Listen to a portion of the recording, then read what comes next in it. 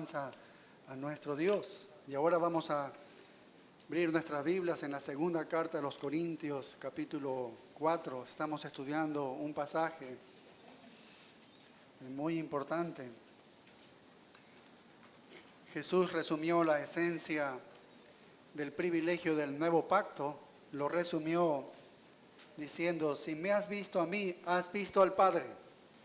Si me has visto a mí, has visto al Padre. Este es el Evangelio. Este es el resumen del privilegio del nuevo pacto.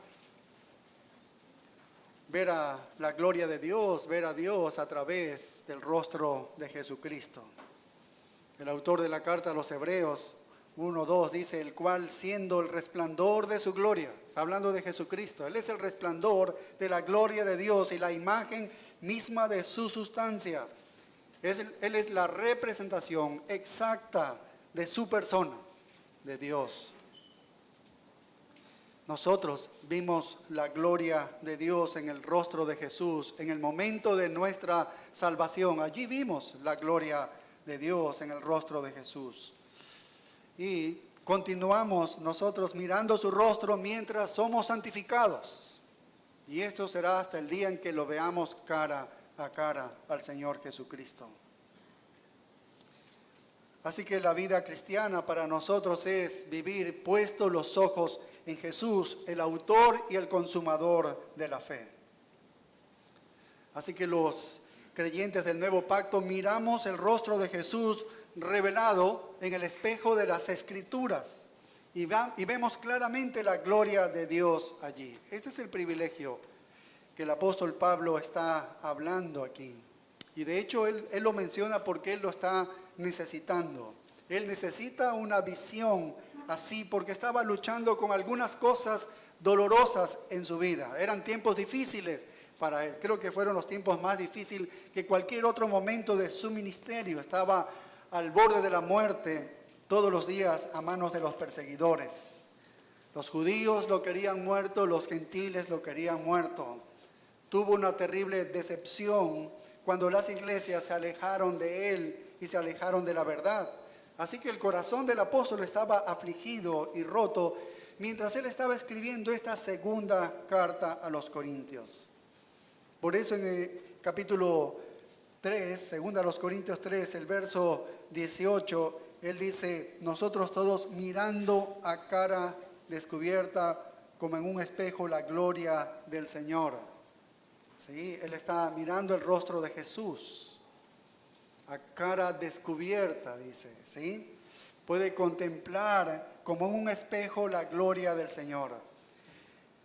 Y el pasaje que estamos compartiendo todas estas semanas termina en el verso 6 y termina así mismo.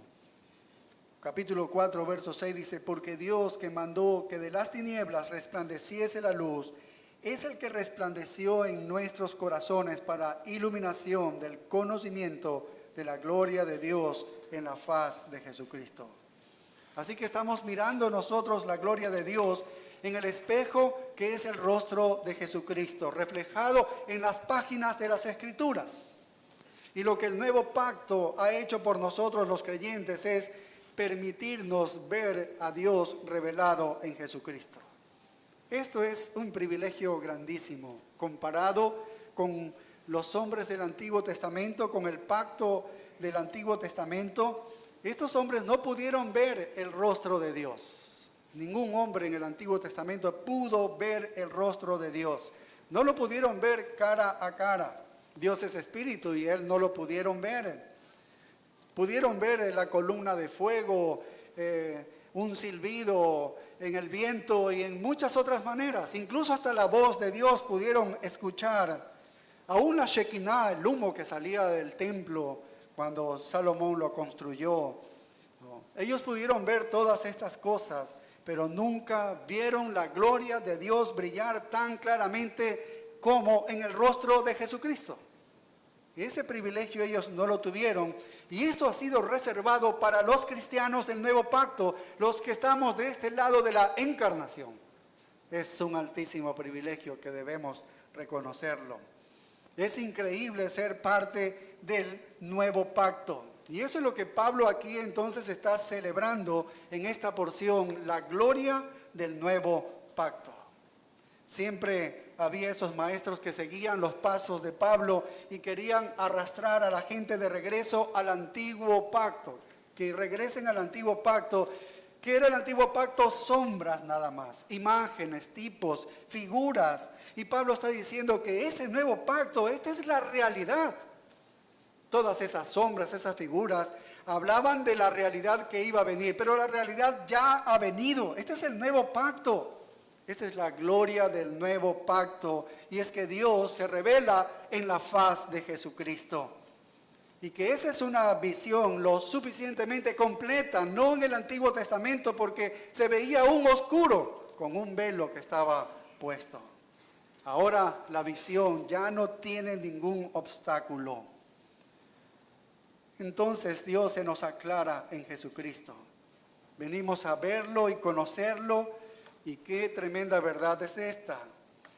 Y ese no solo es el punto de nuestra salvación, sino que se convierte también en el proceso de nuestra santificación. La santificación para nosotros es mirar el rostro de Jesús y ver allí a Dios revelado. Cada día, si tú haces tus devocionales y allí te internas en el estudio profundo de las Escrituras, allí estás viendo la gloria de Dios en el rostro de Jesucristo. Cuando la vida no nos da lo que queremos, cuando estamos asediados, cuando estamos afligidos, cada vez que usted es golpeado, que es herido, que es perturbado o acosado, está pasando por muchas pruebas y tentaciones y dilemas que pasamos todos los creyentes. ¿A dónde vamos? ¿Cuál es el lugar que nosotros vamos? Es a Cristo y miramos a Él. Miramos a Cristo. Y allí encontramos a un Dios glorioso. Allí encontramos a un Dios que es totalmente soberano, santo, santo, santo, que trasciende nuestros problemas. ¿Ves? Y entonces hay sosiego en los creyentes. Un Dios que no tiene ni principio ni fin. Y que todo comenzó, creó las cosas y Él existe desde antes que todo comenzara. Y no va a terminar nunca para Él. Es un Dios que está absolutamente en control de todo. Y sobre todo para sus hijos del nuevo pacto, para bien de ellos y para la gloria de Él. Entonces en este Dios podemos nosotros confiar. En este Dios podemos poner nuestras esperanzas. Y encontramos en esa visión de Dios el rostro de Jesucristo, el consuelo que nosotros estamos necesitando. Por eso el apóstol Pablo nunca quitó los ojos de Jesús. Él dice, una sola cosa yo hago en este mundo, yo tengo una meta, un propósito, y esta sola cosa yo hago, prosigo a la meta, prosigo a la meta. Y esa meta, la meta de Él es Cristo Jesús. Él vivió su vida de esa manera. Y cuando vivimos de esa manera, contemplando la gloria de Dios y el rostro de Jesús, entonces tenemos algunas miradas que hemos estudiado. En primer lugar, tenemos una mirada clarificadora. Recuerdan que ya estudiamos en el verso 18, mirando a cara descubierta, vemos la gloria de Dios ahora claramente revelada en Jesucristo y podemos ver los atributos de Dios y nos dan confianza y traen esperanza a los creyentes y trae valor. En segundo lugar, vimos que es una mirada transformadora. Allí en el versículo 18, la parte segunda, la parte B, porque nos transforma al ver la gloria de Cristo, ¿no? Transforma nuestras vidas en la semejanza del mismo Señor Jesucristo, y eso es por el poder del Espíritu Santo. En tercer lugar, es una mirada fortalecedora. En el capítulo 4, verso 1, termina diciendo, no desmayamos, no desmayamos. Para el apóstol Pablo era un gran privilegio ser parte de este nuevo pacto y el gran privilegio de poder predicar este nuevo pacto que él dice, ¿cómo puedo desmayarme yo?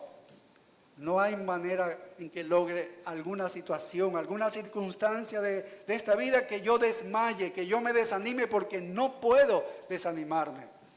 ante este privilegio que se me ha dado. ¡Qué bendición! En cuarto lugar, él dice que es una mirada purificadora. ¿Recuerdan el versículo 2?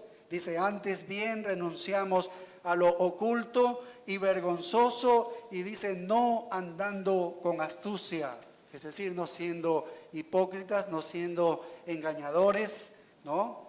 Cuando miras el rostro de Jesús, es una mirada que purifica, porque estás viendo la santidad de Dios revelada, y cuando ves esta santidad de Dios, te das cuenta entonces de tu propio pecado, como Isaías pudo ver su propio pecado cuando vio la gloria de Dios allí en ese trono. En quinto lugar, vimos una mirada que ama la verdad de Dios. Mirar a Cristo es amar la verdad de Dios. En el verso 2, la segunda parte dice, ni adulterando la palabra de Dios, sino por la manifestación de la verdad. O sea, busca la verdad, ama la verdad, anuncia la verdad, recomendándonos a toda conciencia humana.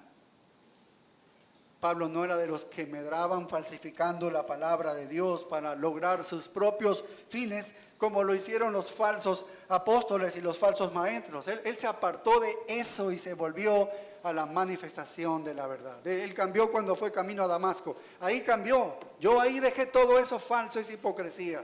Todo lo dejé allí. Y la última semana vimos el punto 6, que es una mirada limitante en el versículo 3, ¿recuerdan? Y hoy quisiera expandirme un poquito más y avanzamos a la siguiente el día de hoy. Es una mirada limitante porque mira lo que dice el verso 3, dice, pero si nuestro evangelio está aún encubierto, entre los que se pierden está encubierto. Es limitada, esta mirada es limitada porque no a todo el mundo se le ha quitado el velo. No a todo el mundo se le ha quitado el velo. No todo el mundo tiene el privilegio de mirar el rostro de Jesús para ser transformado. La mayor parte del mundo no lo hace, no lo puede hacer. El camino de la salvación es un camino angosto y dice, pocos son los que encuentran este camino. ¿Sabían ustedes que otra de las acusaciones de los falsos apóstoles que le hicieron a Pablo fue, mira, el mensaje que tú estás dando es un mensaje oscuro? Por eso Pablo se está defendiendo y diciendo, pero si nuestro evangelio está aún encubierto, es porque lo estaban atacando, de que tu mensaje es un mensaje oscuro. Y la acusación de un mensaje oscuro es que eso era sustancial para el ministerio en Corinto, porque la cultura de los corintios alababa la sabiduría humana, alababa la astucia del hablar y la persuasión, la oratoria que tenían esos hombres. Así que ellos tenían una gran estima a los que eran hábiles en la retórica y hábiles en la oratoria, y despreciaban a aquellos que no podían hilvanar ahí las frases. Y entonces estos hombres estaban diciéndole, oye, mira, Pablo dice, solo unas pocas personas están creyendo en tu mensaje. No estás llenando la sala de tu iglesia, ¿no? Si fuera verdad, si tú realmente fuiste enviado por Cristo para predicar, si realmente fuiste bendecido por Dios en tu ministerio, seguramente podrías convencer a más personas para que crean en tu mensaje. Y eso suena como el día de hoy, ¿verdad? Porque si realmente tuvieras la bendición de Dios en tu ministerio, habría más personas en tu iglesia. ¿Ves? Suena como hoy. Si realmente tuvieras una sana doctrina y la sana doctrina fuera lo que importara, más gente creería, pues. Así es como razonan hoy en día. Tendrías más descarga de sermones, tendrías más like allí, tendrías un contacto para que puedas escribir un libro, gente interesada en esto. Estarías haciendo más conferencias. Mira, este es el juego de los números. Y es lo que hoy en día hay. Y de hecho un gran error teológico y en algunos casos incluso la herejía y la negación de las doctrinas cristianas históricas de la fe ha sido excusada en nombre de, él tiene un tremendo ministerio fructífero. Su iglesia se llena, está abarrotada. Eso debe ser que Dios está bendiciendo esa iglesia. Ese es el problema que hay hoy en día. Así razonan muchísimos cristianos, la mayoría de los cristianos hoy en día.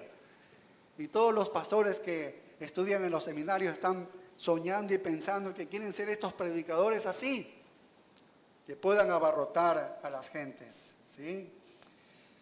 Y usted sabe lo que eso significa. Si mucha gente no viene a tu iglesia es porque Dios no te está bendiciendo. Y eso es exactamente lo que le decían los falsos maestros y apóstoles allí en Corinto, e intentaron desacreditar el ministerio de Pablo. Mira, poquitas personas. Y la respuesta de Pablo a esta acusación es muy instructiva para nosotros, porque aunque muestra que el evangelio está limitado a los que son salvos, porque eso es lo que nos muestra, está limitado solo a los que son salvos, por otro lado también muestra el propósito de nuestro ministerio. El propósito de nuestro ministerio y del tuyo también, aunque hagas un evangelismo personal, donde quiera que lo hagas o donde quiera que te pares a predicar. ¿Cuál es el propósito del ministerio? Es llamar a las ovejas de Cristo y no a las cabras al redil. Ese es el propósito. No debes llamar a las cabras al redil de Dios, solo a las ovejas. Y Pablo les dice esto a los falsos apóstoles con este texto, porque lo están criticando por no tener un número suficiente de seguidores. Y él dice, ustedes no entienden la doctrina de la elección, ustedes no la entienden para nada, porque puede ser que nuestro evangelio esté velado, es decir, que hay muchos que no creen en el mensaje, pero nuestro evangelio está velado solo para los que se pierden, para los que se condenan. Y esa frase para los que se pierden no es una frase así desechable, o los que están muriendo en incredulidad. No, el apóstol Pablo ha escrito la misma frase en otros contextos, retrocediendo un poquito en la segunda carta de los Corintios 2:15.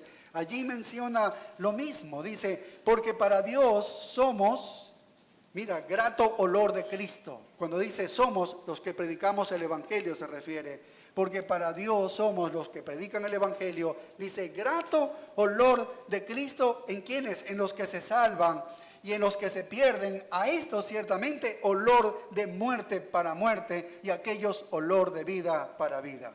Y así el apóstol Pablo está comparando la predicación del evangelio con la emisión de un olor que llega a las fosas nasales de todas las personas. Cuando tú predicas al evangelio es esto, este olor que sale, ¿no? Para todas las personas. Y entre los que oyen el evangelio hay dos clases de personas, dice, solo dos clases. Todo aquel que predica el evangelio, esa audiencia, va a haber dos tipos de personas, dos categorías. ¿Cuáles son? Según este versículo 15, segunda a los Corintios 2:15, los que se salvan, y dice los que se pierden.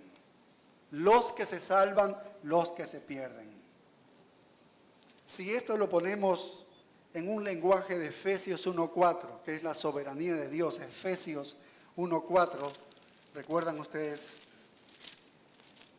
Mira lo que dice Efesios 1:4. Según nos escogió en Él, en Cristo, antes de la fundación del mundo. Esta es la soberanía de Dios, que Él escoge a su pueblo no por lo que hace las personas para salvarse, sino que Él ha escogido desde antes de haber creado todo, para que fuésemos santos y sin mancha delante de Él en amor, habiéndonos predestinados para ser adoptados hijos suyos por medio de Jesucristo según el puro afecto de su voluntad.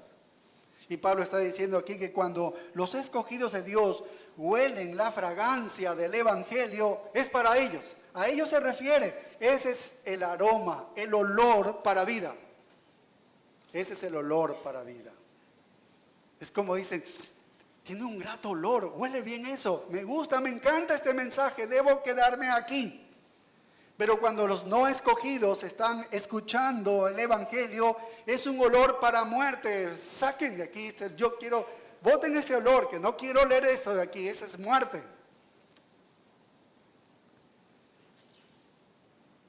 Y Pablo también usa esta frase aquí en el verso 3, los que se pierden. En la primera carta a los Corintios también la ha utilizado para categorizar a personas en las que él designa como que se condenan, se pierden. Primera carta a los Corintios 1:18 dice, porque la palabra de la cruz, que es lo mismo que el evangelio, ¿no? El evangelio, dice, el mensaje del evangelio, dice, es locura ¿a quiénes? A los que se pierden. Para ellos el evangelio está velado, lo escuchan pero está velado, ¿sí ves? Pero continúe diciendo, a los que se salvan, eso es a los que llama. En el verso 24, 1 Corintios 1:24 dice, más para los llamados. Estos son para los que son salvos. Entonces el evangelio viene a ser poder de Dios. El evangelio viene a ser poder de Dios. Y saben ustedes que Jesús ilustró este mismo principio usando otros de los 5 sentidos, aparte del olfato que vimos que es olor para vida y para muerte, los que escuchan el evangelio. Y Jesús utilizó otro sentido, aparte de este olfato, y utiliza el sentido del oído para diferenciar entre los elegidos y los no elegidos. Mira, vamos al Evangelio de Juan, capítulo 10 y el verso 26. Juan 10, 26.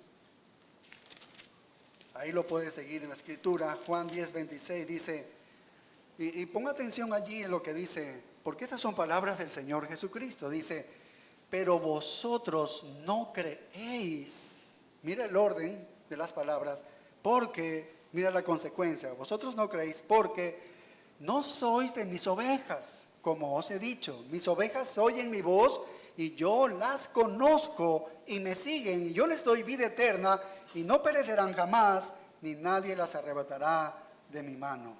Pero Pablo le está diciendo a los fariseos, dice, vosotros no creéis porque no sois mis ovejas. ¿Puede usted comprender eso? Porque Jesús no está diciendo, vosotros no sois de mis ovejas porque no creéis. No está diciendo eso, ¿entiendes? No está diciendo, vosotros no sois mis ovejas porque no creen. Esto es lo mismo que decir, si ustedes pudieran entenderlo, si ustedes pudiesen creer, entonces ustedes llegarían a ser una de mis ovejas. No está diciendo eso.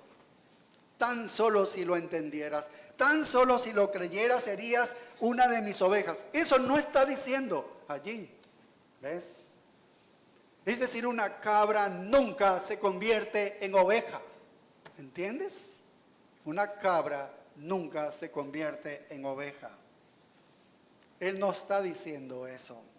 Él dice, vosotros no creéis porque no sois mis ovejas. ¿Sí ves? Es al revés. Porque no eres de los míos. No es, ¿sí? Ahí está soberanía de Dios. Soberanía de Dios. Es lo que no entendían estos falsos maestros, falsos profetas. ¿Ves? Y lo estaban acusando a Pablo así. Y si ponemos esta verdad de Juan 10, 26 y Juan 6, 37, Jesús está diciendo aquí en Juan 10, diría así, no venís a mí porque no sois de los que mi Padre me ha dado. Vosotros no creéis porque mi Padre no os ha escogido para salvación. No vienen a mí porque nunca me ha dado la orden, mi Padre, de que tú te acerques a mí. Vaya. Y Pablo está tomando esta verdad en defensa contra la acusación que le están haciendo de que no hay suficientes personas y que no están creyendo el mensaje que él está diciendo, que él está predicando. Y Pablo les está respondiendo con esto y le dice, oye, mira, el propósito de la iglesia en el evangelismo y en todas las facetas del ministerio del evangelio es llamar a las ovejas de Cristo, es llamar a las ovejas, no a las cabras al redil. Eso es lo que les está enseñando. No debes esperar que las cabras crean en el evangelio. Son las ovejas las que van a escuchar el evangelio. Son las ovejas las que van a escuchar la voz del pastor y van a reconocer esa voz del pastor. Y esto tiene implicaciones para nosotros, porque esta doctrina tiene para nuestro ministerio de evangelismo implicación, porque si continuamos llevando el evangelio bíblico sin adulterar, sin cambiarlo, lo llevamos al mundo, y una gran mayoría de ellos continúan rechazándolo y rechazándolo, esa no es una señal de debilidad en el mensaje, ¿verdad que no? No es una señal de debilidad. Es el cumplimiento solamente del propósito de Dios de redimir a un pueblo en particular. Esas ovejas que el Padre le ha dado al Hijo antes de que comenzaran los siglos. Ahora bien, eso no significa que todos los que rechazan el Evangelio a la primera vez que escuchan, entonces esos no son los elegidos. Cuidado con pensar así, ¿no? Algunos pueden decir, sí, mira, ese es el problema con mi ministerio evangelístico. Todas las personas a las que yo les estoy predicando el evangelio son unas cabras, porque ninguno sigue el evangelio de Cristo. No.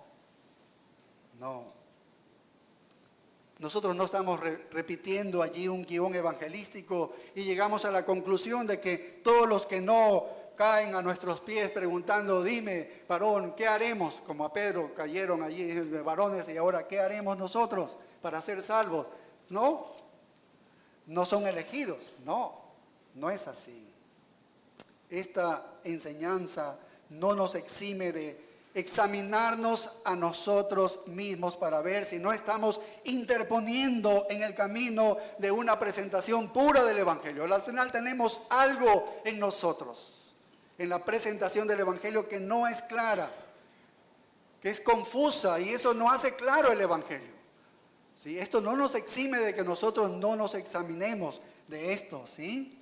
Si estamos distorsionando de pronto el contenido del Evangelio, o si estamos agregando tal vez alguna ofensa innecesaria al Evangelio por nuestra personalidad, por la forma como yo soy, y caigo mal a todo el mundo, pero es por mi personalidad, no por el mensaje del Evangelio. Esto nos obliga a autoanalizarnos, ¿sí ves?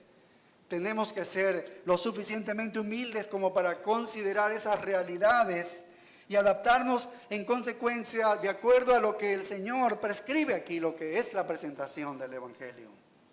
Pero si ya nos hemos examinado a nosotros mismos y si hemos hecho correcciones necesarias y hemos llegado a la conclusión de que nosotros estamos llevando el Evangelio bíblico a nuestros vecinos, a nuestras comunidades, con la paciencia y la compasión de Jesucristo, porque así es como Él predicó. Así es como Él predicó. Y ellos simplemente, a pesar de todo eso, no están interesados. Nosotros no deberíamos concluir que necesitamos convertir entonces este santuario en un club nocturno para que vengan las personas. No. Convertir el culto en un concierto de rock o empezar a hacer bailes interpretativos y hacer presentaciones multimedia para atraer a la gente, como lo están haciendo muchísimas iglesias aquí en nuestro Guayaquil. Porque la iglesia no llama para divertir a las cabras. Nuestra tarea es hacer sonar la voz del pastor tan claramente como podamos en el mensaje del Evangelio. Y luego llamar al redil a sus ovejas, a quienes Él promete que conocen esa voz, porque Él dice que conocen esa voz. Después de todo, es el llamado de la voz del pastor, es el medio por el cual el rebaño de Cristo es traído hacia su redil. ¿No nos dijo Jesús mismo en Juan 10:5, mas al extraño no seguirán, sino huirán de él, porque no conocen la voz de los extraños? ¿Sí ves? Mas al extraño no seguirán. He visto cómo personas en falsas iglesias, en gente que no predica nada el Evangelio, que es una herejía el Evangelio de ellos, he visto cómo han escuchado de allí personas la voz del Señor y han salido de esos lugares. Han escuchado la voz del Señor. ¿Ves? Entonces, si este es el caso, si las ovejas, las únicas que alguna vez van a ser salvas, si vienen no solo después de la voz del pastor y no escuchan la extraña voz de todo el espectáculo, porque eso no les interesa, no van a escuchar la voz del extraño, ¿por qué deberíamos hacer entonces otra cosa que la que nos está pidiendo el Señor? Hacer sonar fuerte y claramente la voz del pastor a su llamado.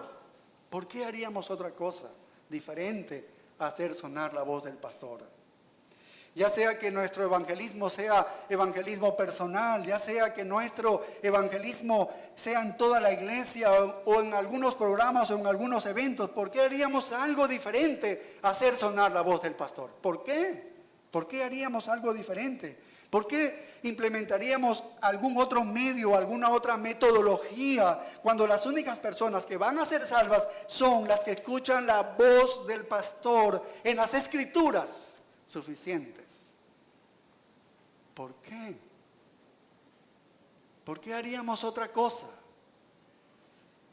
Bueno, si no creemos que las Escrituras sean suficientes, entonces realmente no creemos que la voz de Cristo sea lo suficientemente poderosa o lo suficientemente gloriosa para salvar a los pecadores.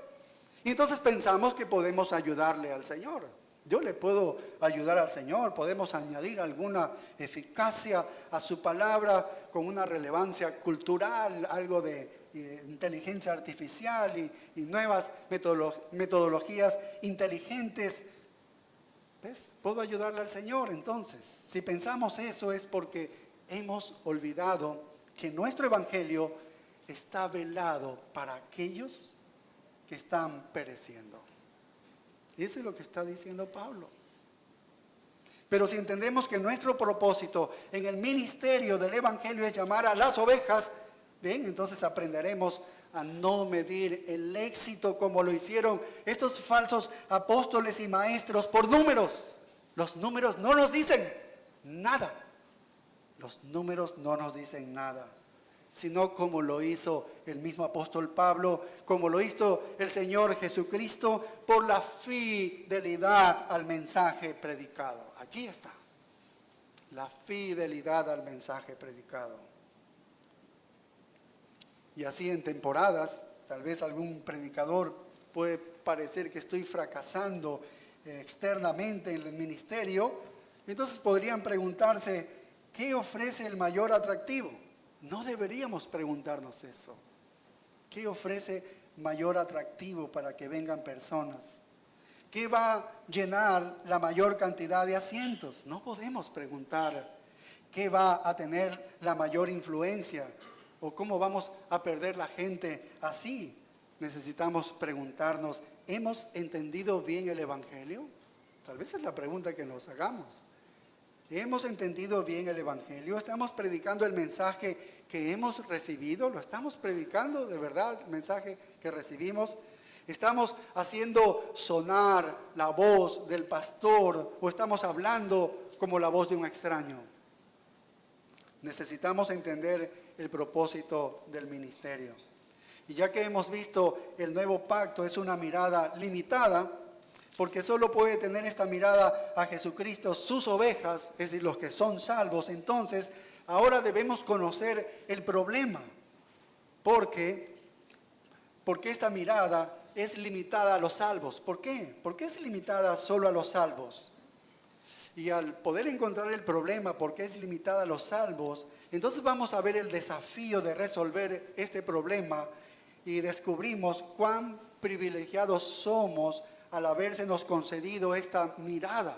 Es un privilegio. Esto nos lleva al último punto que vamos a ver el día de hoy, en el versículo 4, una mirada privilegiada. Mira, porque de esto nos salvó el Señor, nos ha salvado el Señor. Nosotros no estamos en este grupo. El verso 4 dice, en los cuales el Dios de este siglo cegó el entendimiento de los incrédulos para que no le resplandezca la luz del Evangelio de la gloria de Cristo, el cual es la imagen de Dios.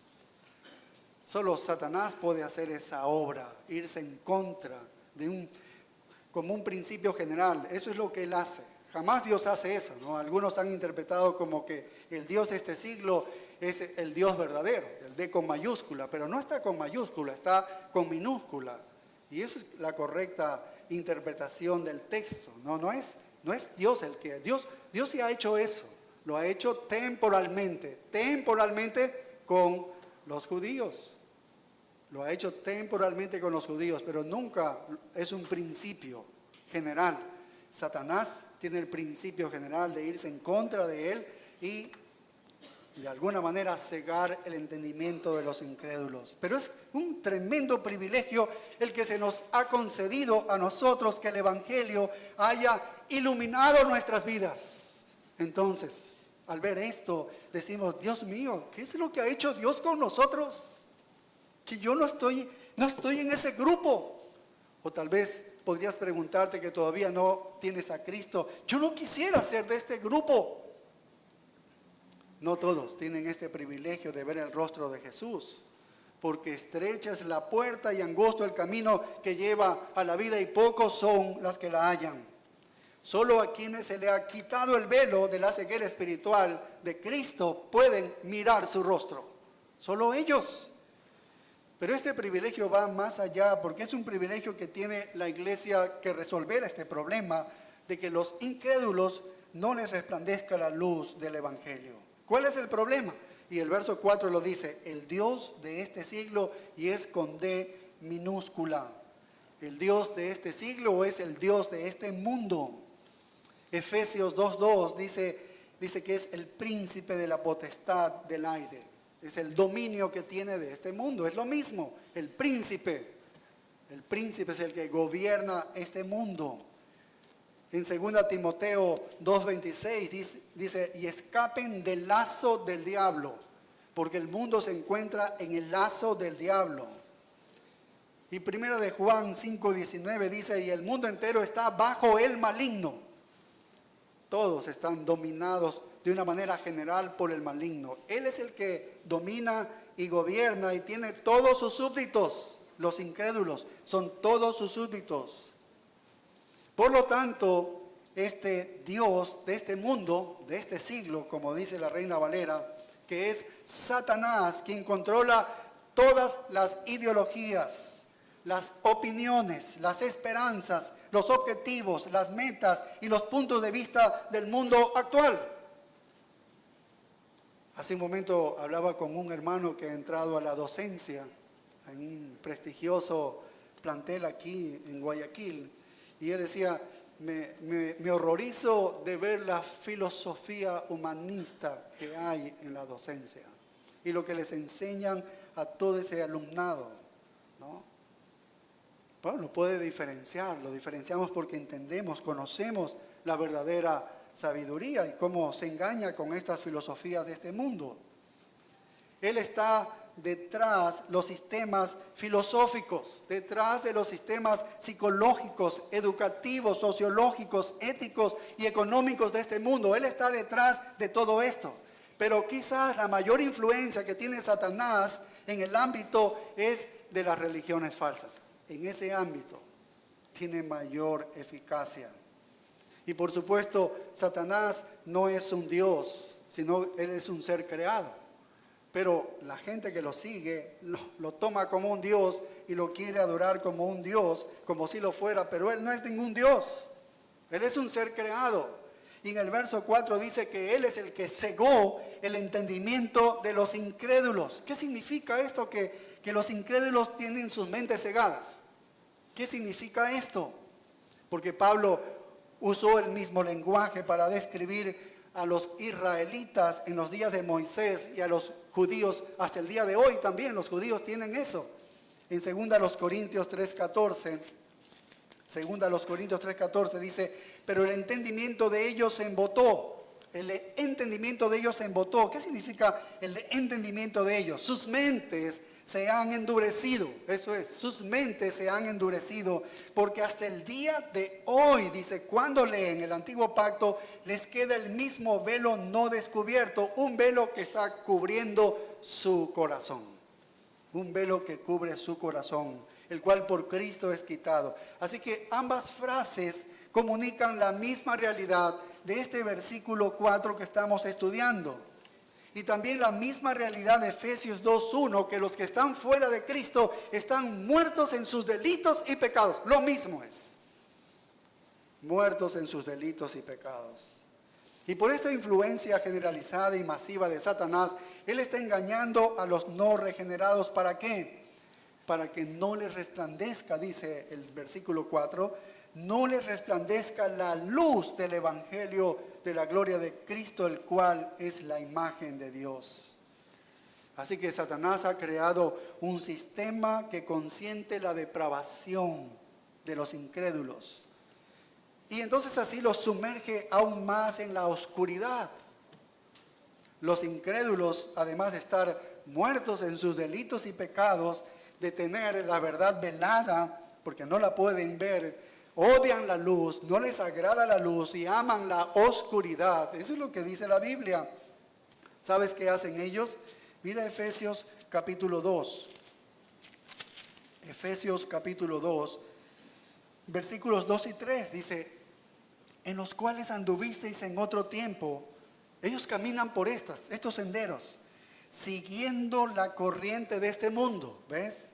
Conforme al príncipe de la potestad del aire, que es Satanás, el espíritu que ahora opera en los hijos de desobediencia, entre los cuales también todos nosotros vivimos en otro tiempo en los deseos de nuestra carne, haciendo la voluntad de la carne y de los pensamientos, y éramos por naturaleza hijos de ira, lo mismo que los demás. Este es el camino de los incrédulos, ¿ves? Las intenciones de Satanás consienten todo el mal del corazón humano. Ahí están delitos, odios, amarguras, iras, injusticias, inmoralidad y conflictos entre las naciones, peleas entre individuos, de todo. El sistema del mundo que ha creado exacerba los deseos malignos de las personas caídas, provocándoles una ceguera voluntaria y un amor por la oscuridad. Ahí están ciegos ellos. Entonces, ¿qué significa estar muertos? Nuestro texto en el verso 4 nos dice que la esencia de la muerte espiritual es la ceguera espiritual. Un muerto espiritual está ciego espiritualmente. Lo que significa que alguien esté muerto en sus transgresiones y pecados es que a los ojos de su corazón han sido cegados para que no puedan ver la luz del evangelio de la gloria de Cristo. Están tan cegados en su pecado que no logran verse pecadores. Y la Biblia con frecuencia habla de la visión espiritual como una metáfora de vida espiritual. ¿Recuerdas cuando el apóstol Pablo cuenta su tercer testimonio de conversión en Hechos 26, en el libro de los Hechos 26 y el verso 17? Y es interesante porque hace un recuerdo de lo que Cristo le dijo en su llamado, cuando lo llamó a la salvación y también lo llamó a predicar el evangelio. Le dijo así, en Hechos 26, 17, dice, librándote de tu pueblo y de los gentiles, a quienes ahora te envío. Dice, verso 18, para que abras sus ojos, para que se conviertan de las tinieblas a la luz y de la potestad de Satanás a Dios. Esto es lo que debe ocurrir. Ahí están totalmente en tinieblas, en oscuridad. Están en la potestad de Satanás. La conversión significa que van a estar ahora, salen de las tinieblas, salen a la luz. Salen del dominio de Satanás al dominio de Dios. Eso sería la conversión. Entonces, la vida espiritual es tener esos ojos abiertos. Es pasar de la oscuridad a la luz. Eso sería la vida espiritual. En Juan 6:40 dice, y esta es la voluntad del que me ha enviado, que todo aquel que vea al Hijo y cree en Él tenga vida eterna, y yo le resucitaré en el día postrero. Allí está. Consideremos una tragedia como esta, ¿no? Una condición miserable del hombre, porque todo el mundo, sepa o no, las personas de este mundo son culpables ante un Dios que es santo, ¿verdad? El mundo cree que no es pecador, pero nosotros sabemos por la Biblia, lo sepa o no, todo el mundo que es un pecador ante un Dios santo.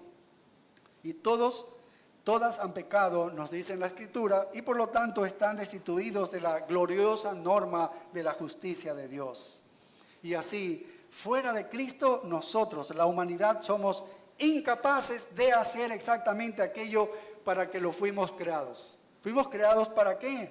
Para disfrutar de una comunión con nuestro Creador.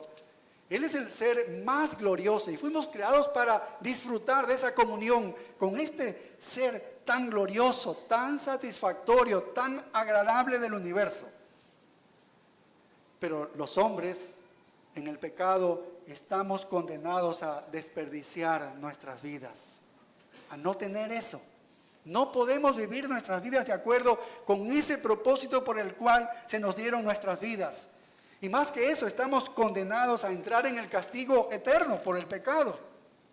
Pero en un amor magnífico, el Padre envía al Hijo a vivir la vida perfecta que tú y yo deberíamos haber vivido y que no pudimos hacerlo. Él lo envía a morir la muerte horrible bajo la pesada mano de la misma ira de Dios, porque se nos requería por nuestro pecado morir nosotros. Él muere para que el castigo que debíamos nosotros sufrir fuese pagado por el sustituto que es su Hijo. De modo que simplemente abandonamos cualquier reclamo de justicia propia y confiamos completamente en Cristo solo para nuestra justicia ante Dios. Podemos tener la relación restaurada con nuestro Creador para lo que fuimos nosotros diseñados, si hacemos eso. Y entonces vas y le dices a la gente esta noticia gloriosa: oye, mira lo que me ha sucedido a mí, mira lo que es lo que dice la Biblia, y vas al mundo y le das esta misma noticia. ¿Y cómo responden las personas? Ay, genial lo que tú dices, muy interesante esto de Jesucristo. Yo lo había escuchado, pero no así como tú lo has dicho. Es una linda historia, pero hasta ahí nomás.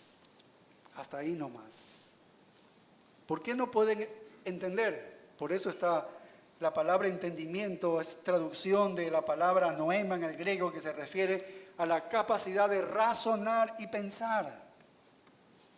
Y aquellos que son incrédulos, no regenerados, no pueden pensar correctamente en la verdad espiritual. No pueden pensar, no lo pueden hacer. ¿Por qué? Porque hemos visto, tienen una mente que está reprobada. Esa es la naturaleza miserable de la muerte espiritual. Tienen una mente reprobada, no pueden entender, no pueden razonar o pensar espiritualmente. La gente puede mirar directamente a la gloria de Cristo, ya sea que se trate de los hombres del Antiguo Testamento, ¿sí? Y que fueron ellos, vieron al Hijo de Dios encarnado. Allí lo vieron al Hijo como un carpintero realizando milagros, exorcismos y curaciones, ¿sí?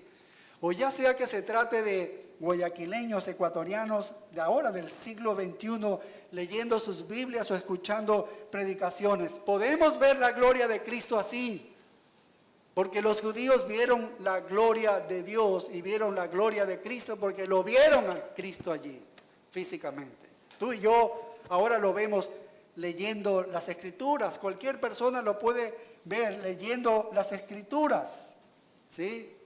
Y pueden mirar ellos a Cristo y no ven nada de valor. No ven nada de valor. Y a veces uno se pregunta, ¿pero qué pasa con ellos? Están contemplando la gloria de Dios y no se ven afectados en absoluto, ni se inmutan. Porque a menos que se nazca de nuevo, a menos que Dios brille en los corazones de ellos para dar la luz del conocimiento de la gloria de Dios en el rostro de Jesucristo, esas mentes permanecen ciegas y no pueden ver a Cristo como Él es, no lo pueden ver. Y sin importar entonces lo hábil que sea la presentación del Evangelio, no vas a persuadir a ninguna persona de mente depravada para que responda favorablemente. No, no puede ser, por más que hagas ahí maromas. Y ese es el problema del mundo, y la iglesia ha sido dejada en la tierra para tratar este problema. En su raíz el problema del mundo no es que tenga matrimonios insatisfactorios o relaciones rotas, que eso ya es un problema, pero no es el máximo problema. No es que la gente de afuera no se sienta cómodo aquí en nuestra iglesia, ni siquiera es de que no tengan suficiente evidencia de la veracidad de la Biblia o la deidad de Cristo. Algunos piensan, no, es que yo le voy a esta persona, necesita que se le dé un conocimiento de Dios previo, dice, para luego. No, tienen suficiente evidencia. La Escritura dice que desde la creación del mundo todos tienen la evidencia de que Dios existe, y suficiente para que le exaltes y le des gracias y lo honres a ese Dios y lo adores a ese Dios. Suficiente. No necesitas ser un cristiano. Y no hay excusa, dice Dios. No hay excusa alguna. Así que a los incrédulos no les falta evidencia. Les faltan los ojos para ver esa evidencia e interpretarla correctamente. Su problema es que están ciegos a la gloria y no pueden ver lo que es supremamente bello y glorioso, que es nuestro Señor Jesucristo. No lo pueden ver. Lo más precioso, lo más valioso que es nuestro Cristo, no lo pueden reconocer, por más que lo vean. Ese es el problema del mundo. Entonces la misión de la iglesia es resolver ese problema, porque ¿por qué medios se pueden erradicar la ceguera a la gloria de Jesús? ¿Cuáles serían los medios? ¿Cuál es el remedio para una condición tan desesperada y miserable en la que todo esfuerzo por persuadir y mostrar amor se pierde en las personas, porque las mentes de estas personas están reprobadas, están ciegas, y porque un velo está cubriendo el corazón de ellos y no les permite ver esa gloria del Señor? Bueno, solo Dios puede encender la luz del corazón humano. Solo Dios puede hacer eso. Esa es una obra de Dios solamente. De manera que entonces el pecador pueda responder en fe salvadora al Evangelio de la gloria de Cristo. Y la gloria de Dios se revela en Jesucristo porque Él es la imagen de Dios. Así termina diciendo el versículo 4. Este privilegio de ver la gloria de Dios revelada en Cristo solo se concede a quienes Dios, en su misericordia, le otorga esa vista espiritual. Y por eso Pablo decía, ese es un tremendo privilegio que se nos ha dado a nosotros. La mayoría del mundo está cegada por Satanás en su propio pecado. Pero nosotros tenemos este altísimo privilegio y todavía lo podríamos anunciar a este privilegio. Lo podríamos anunciar a las demás personas, este alto privilegio que nosotros tenemos, para que, si Dios permite, la luz del Evangelio resplandezca entonces en sus corazones. La próxima semana seguimos avanzando, Dios mediante. Oremos. Gracias, Señor, te damos por tu palabra, por lo que nos enseñas, Padre bendito. Vemos la gloria de Dios en la faz de Jesucristo. Vemos el propósito del Evangelio, Señor, y el alto privilegio que nos has dado, Padre, de salvar a las ovejas, no a las cabras, Señor, a las que tú ya seleccionaste como tus ovejas. Por eso predicamos el Evangelio, Señor, a los que tú ya elegiste. Entonces, en el tiempo que tú lo estipules, ellos reaccionen y escuchen la voz del pastor, no la voz del extraño, y sean salvados, sean justificados en los méritos de Cristo Jesús. Oh Padre, haznos a cada uno de nosotros reconocedores de este alto privilegio que nos has concedido. Tú eres lo más valioso, Cristo, lo más valioso para nosotros. Haz que nuestra vida esté en concordancia con este significado real de Cristo en la vida de todo cristiano. Oh Padre, quita todo ídolo de nosotros, toda idolatría, todo deseo que se levante por encima de ti, Señor. Oh Padre, ayúdanos, porque tú eres lo más valioso para nosotros. En tus manos quedamos en el nombre de Cristo Jesús.